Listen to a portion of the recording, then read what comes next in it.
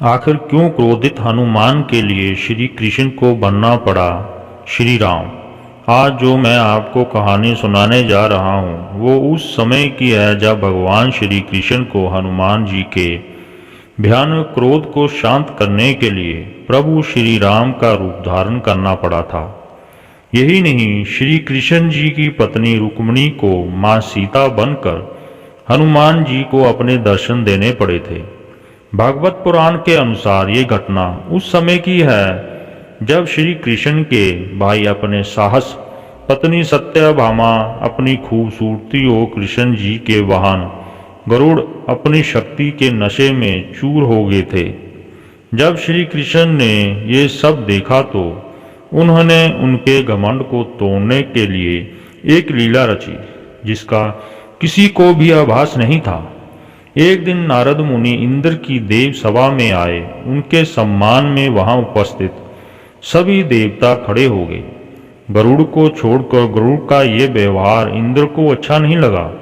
उन्होंने जब इसका कारण गरुड़ से पूछा तो गरुड़ ने कहा कि मैं एक शक्तिशाली पक्षी हूँ और मैं ऐसे किसी भी साधु के सम्मान में खड़ा नहीं हो सकता जो केवल इधर से उधर भटक कर दुनिया भर की बातें बनाता हो। ये सुनकर नारद मुनि को गहरा धक्का लगता है। अगले ही दिन ये बात वो श्री कृष्ण को बताने के लिए उनके महल पहुंच जाते हैं। जैसे ही श्री कृष्ण ने नारद मुनि को देखा तो वो तुरंत खड़े हो गए। वो नारद मुनि के चरणों को धोकर आदर पूर्वक बैठाया। इसके बाद उन्होंने नारद मुनि से देवलोक के बारे में पूछा।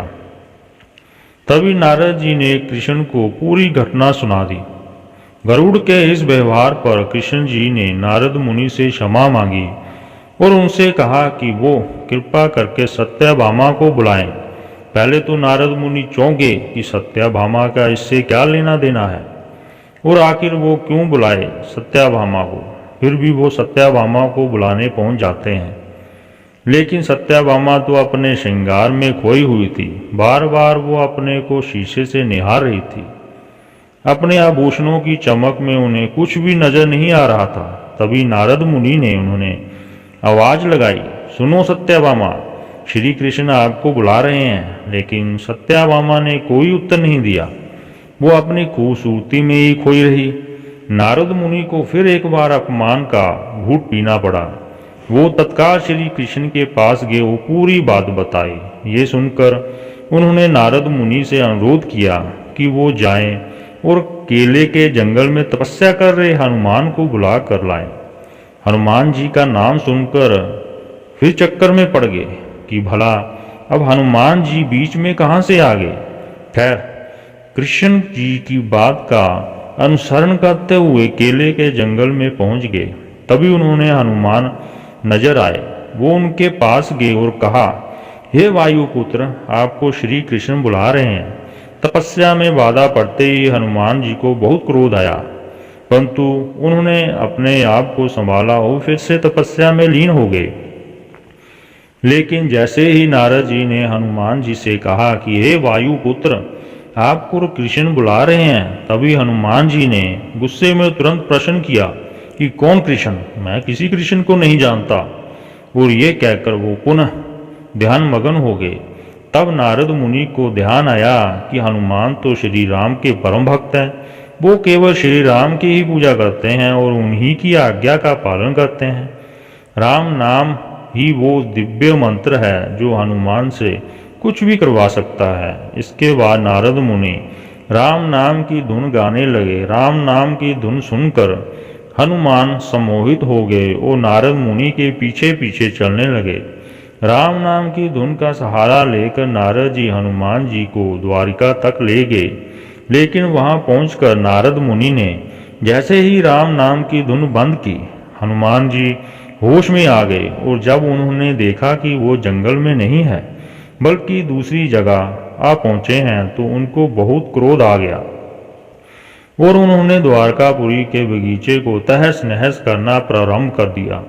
वहीं दूसरी ओर जब बलराम को पता लगा कि किसी वानर ने नगर में उत्पात मचाया हुआ है तो उन्होंने हनुमान को पकड़ने के लिए गरुड़ को भेजा।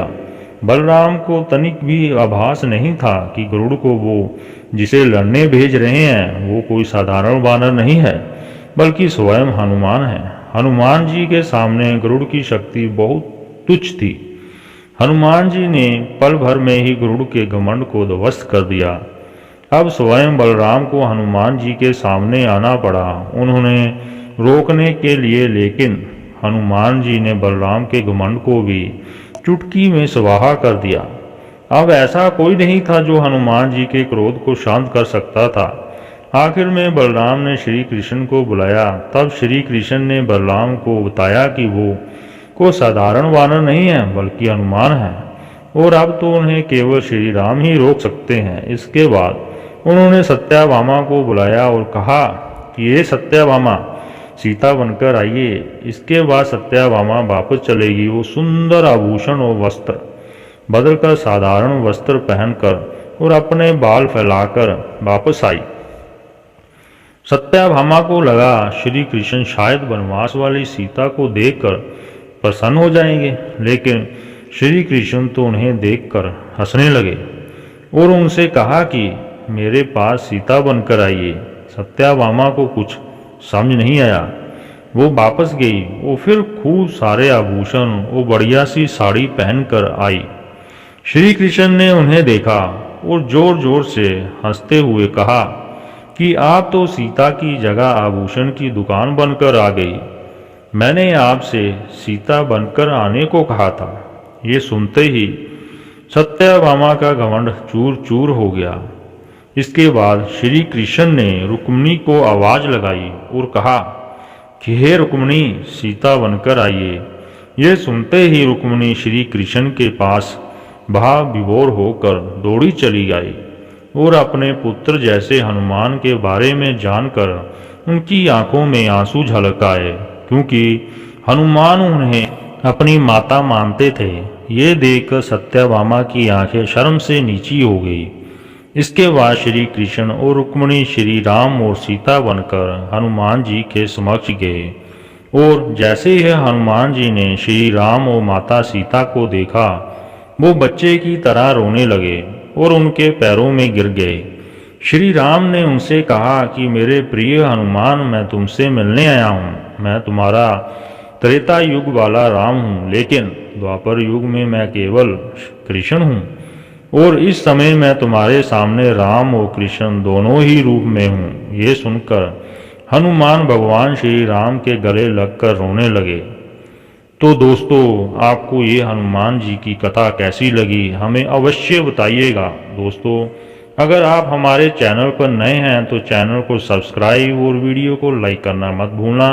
मिलते हैं अगली कहानी में। जय श्री राम, जय हनुमान।